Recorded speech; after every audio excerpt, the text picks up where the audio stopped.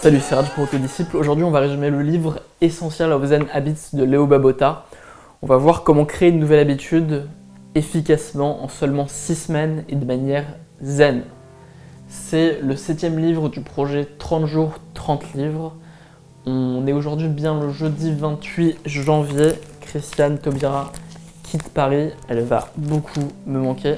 On parle donc des leçons principales de Leo Babauta, qui est mon blogueur préféré. Pourquoi ? Parce que c'est le seul blogueur que je lis en fait. Et vous allez comprendre pourquoi. C'est parce qu'il a des idées vraiment différentes qui contrastent avec ce qu'on lit généralement dans le développement personnel. Vous avez déjà vu peut-être le résumé que j'ai fait de No Excuses de Brian Tracy. Ça représente un peu le développement personnel vieille école à l'américaine, qui fait un peu penser aux années 80. C'est intéressant aussi, mais ça, je trouve ça encore plus intéressant parce que c'est une approche un peu plus zen, un peu plus philosophique de l'autodiscipline. Un truc que vous devez comprendre si vous vous intéressez à l'autodiscipline, c'est que la culpabilité est votre pire ennemi. Vous ne devez pas vous sentir coupable quand vous ne réussissez pas à atteindre votre objectif. Ça a été étudié dans des livres comme The Willpower Instinct de Kelly McGonigal. La culpabilité vous rend moins productif, moins efficace. Si vous essayez aujourd'hui d'arrêter de fumer et que vous avez honte de ne pas avoir réussi, si vous essayez de manger bien et qu'aujourd'hui vous avez mangé McDo et que vous vous sentez coupable, vous avez moins de chances de retourner sur les rails de la bonne habitude.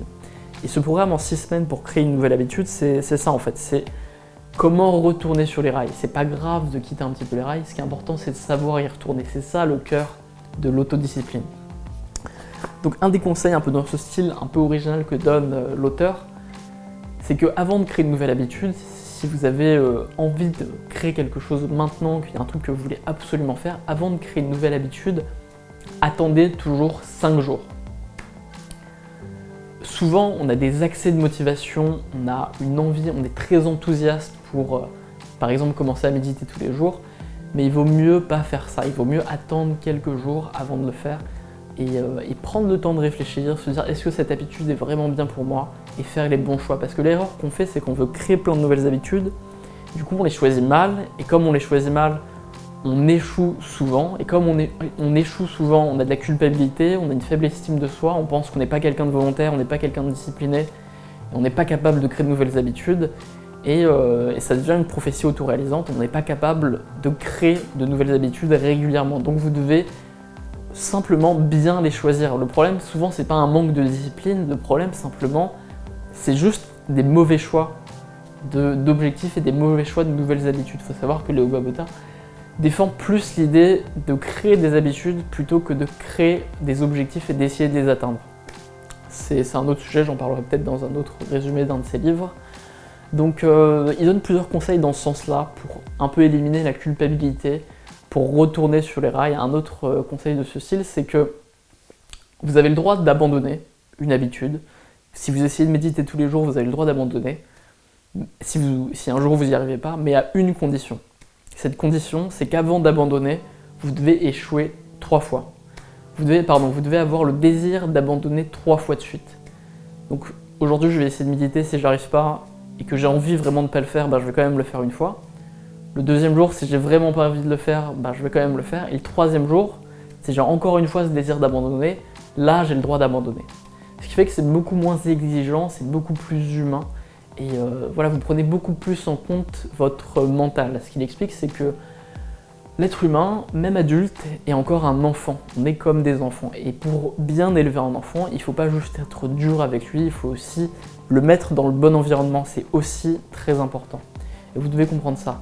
Et ce qui fait le décalage et notre incapacité à créer une bonne habitude, souvent c'est la chose suivante, c'est le film mental qu'on a. On a un film mental dans notre tête, on s'imagine que tiens, je vais arrêter de fumer, je vais commencer à faire du sport et ça va se passer comme ça, et je vais mieux me sentir, et je suis en meilleure santé, et ça va être facile. Et souvent la réalité est très différente du film mental. Et c'est beaucoup plus difficile, il y a beaucoup plus d'obstacles, il y a beaucoup plus d'imprévus, forcément. Et c'est pour cette raison souvent qu'on n'est pas capable de créer cette habitude. Donc vous devez prendre ça en compte, prendre en compte le fait que votre film mental est forcément différent, avoir un plan en cas d'échec, vous dire ok, je vais sûrement avoir envie d'abandonner, dans ce cas-là, je vais attendre de vouloir abandonner 3 fois. Et si vous avez ce plan pour préparer les imprévus, ça va beaucoup mieux se passer pour vous. Parce que voilà, ce film mental n'est pas la réalité. Et ce que explique l'auteur et qui est vraiment intéressant, c'est que vous devez accepter ce film mental et vous devez accepter l'incertitude. Il parle d'un concept qui est la groundlessness. Je ne sais pas comment traduire ça, c'est l'idée de ne pas avoir de sol sous ses pieds, de ne pas être ancré, de ne pas avoir de certitude, d'être dans le vide. Et bien vous devez être à l'aise avec ce sentiment. Un conseil qu'il donne qui est très intéressant, c'est que quand vous sentez cette impulsion à abandonner, regardez cette impulsion, concentrez-vous sur elle et invitez-la à prendre le thé avec vous. Dites-lui, ok, j'ai envie de prendre le thé avec toi, je suis un peu curieux de savoir qui t'es, explique-moi d'où tu viens, et essayez de comprendre quel est ce sentiment, d'où il vient et l'accepter totalement. Ça a été démontré aussi par d'autres études sur la motivation. Quand vous essayez d'ignorer un sentiment, quand vous essayez d'ignorer un désir d'abandonner, ça marche beaucoup moins bien que quand vous acceptez ce désir-là et que vous l'observez sans détour. Donc voilà un autre exercice. D'autres exemples, ensuite voilà, il repart sur un peu les bases des habitudes, j'aurais peut-être dû commencer par ça. Comment créer une habitude? C'est très simple, vous prenez un déclencheur d'habitude, par exemple le fait de vous brosser les dents tous les matins, et vous créez cette habitude juste après. Et vous avez déjà des habitudes que vous avez réussi à créer ou que votre environnement a créé en vous, comme le fait de se brosser les dents, de rentrer chez soi le soir, de se laver, d'aller dormir, de se lever de son lit. Vous devez utiliser ces habitudes préexistantes pour en créer de nouvelles. C'est beaucoup plus simple comme ça, et voilà, ça sera beaucoup plus facile. Donc en soi, ça a l'air très simple comme ça de créer une habitude, il suffit de s'appuyer sur une habitude précédente et de le faire tous les jours, mais c'est compliqué parce que souvent on déraille, il y a des imprévus, parce qu'on est un enfant en fait, souvent parce que le film mental est très différent de la réalité, et vous devez avoir un programme en cas de problème, en cas d'urgence. Voilà, d'autres idées un peu basiques sur la création d'habitudes, j'en parlerai sûrement dans d'autres vidéos, mais simplement, vous devez comprendre que quand vous avez un manque, quand par exemple vous essayez de détruire une habitude, une mauvaise habitude, vous voulez détruire l'habitude de fumer, l'habitude d'aller sur Facebook toutes les heures. Il faut savoir d'abord que c'est beaucoup plus dur de détruire une habitude que d'en créer une nouvelle. Et donc vous devez, avant d'essayer de détruire une habitude, apprendre à en créer une nouvelle. Et quand vous voulez décider de détruire d'anciennes habitudes, vous devez comprendre quel manque profond comble cette habitude. Par exemple, les gens qui veulent fumer, souvent c'est pas seulement un manque de nicotine, c'est pas seulement une addiction biologique. Souvent c'est le simple désir de prendre une pause, le désir de parler avec d'autres gens en fumant, le désir de socialiser. Quand vous allez sur Facebook, c'est pareil, souvent c'est juste un désir de prendre une pause dans votre travail, c'est le désir de parler avec vos amis. Et quand vous avez identifié le manque profond de votre mauvaise habitude, vous devez apprendre à le combler différemment. Appelez vos amis, passez du temps avec vos amis, prenez des pauses pendant lesquelles vous allez méditer, pendant lesquelles vous allez lire, pendant lesquelles vous allez faire autre chose. Par exemple, les gens qui mangent n'importe quoi, souvent c'est juste pour combler l'ennui, c'est parce qu'ils sont en train de rien faire, et parce qu'ils s'ennuient, ils vont manger n'importe quoi. Et dans ce cas, c'est pareil, vous devez trouver un autre moyen de combler l'ennui. Peut-être que vous devez faire des choses qui vont un peu plus vous exciter, qui vont un peu plus vous enthousiasmer, et les faire, et votre vie sera moins ennuyeuse, et vous prendrez moins de mauvaises habitudes. Vous devez avoir conscience de ça. Un autre exemple de conseil aussi de Leo Babauta, c'est que vous devez utiliser un maximum de rappels visuels dans votre environnement, mettre des post-it, mettre des rappels qui vont vous faire que voilà, non seulement vous avez un déclencheur d'habitude, mais vous avez aussi un rappel d'habitude, des post-it qui vont vous dire de méditer, qui vont vous dire d'écrire votre journal, des rappels sur votre téléphone, enfin bref, quelque chose qui va faire que vous n'allez pas oublier. C'est quelque chose qui est très efficace aussi.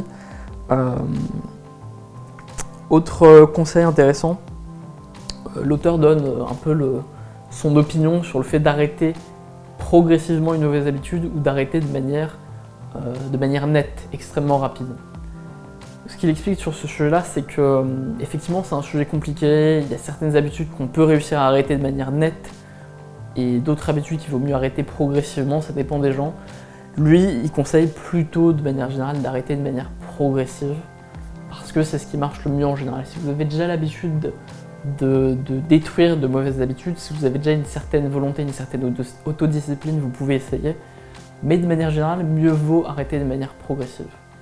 C'est un sujet intéressant, c'est un sujet complexe qui a été étudié aussi dans le livre Willpower de Roy Baumeister, qui est le concept en fait du mardi gras. Le mardi gras, c'est quoi? C'est un moment où on mange beaucoup avant une période de jeûne importante.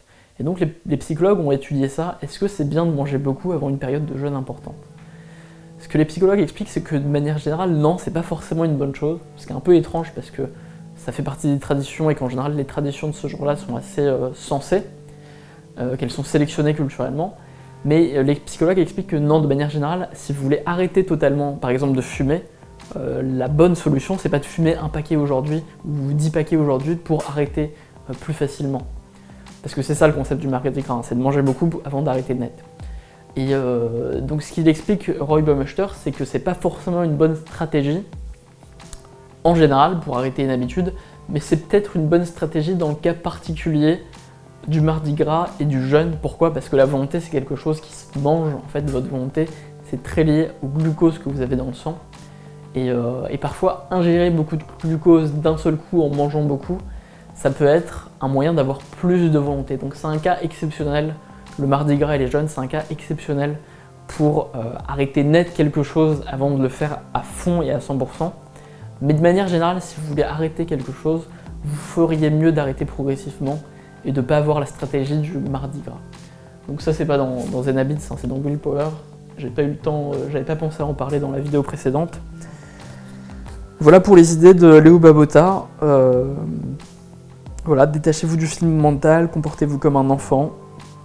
Prenez le thé avec vos impulsions quand vous avez le désir d'arrêter quelque chose. Regardez votre impulsion d'arrêter, prenez le thé avec elle. Et voilà. Si ça vous intéresse, achetez le livre. Zen Habits, Leo Babauta, mon blogueur préféré. Vous pouvez suivre le blog aussi, zenhabits.com je crois. Et on se retrouve bientôt pour une autre vidéo. C'était Raj pour Autodisciple. Abonnez-vous à la lettre. Ça va apparaître là, chaque fois je me trompe. Abonnez-vous à la lettre et abonnez-vous aussi à la chaîne YouTube pour qu'on atteigne 100 000 abonnés en un an. Et passez une très bonne journée. Dans la prochaine vidéo, je vous résumerai un livre extrêmement intéressant, assez complexe, qui s'appelle Lateral Thinking, qui vous apprendra à avoir de nouvelles idées, à être plus créatif. C'est peut-être le meilleur livre que j'ai lu pour l'instant de tous ces livres, et le plus original en tout cas. Donc voilà, on se retrouve très bientôt. Tchuss.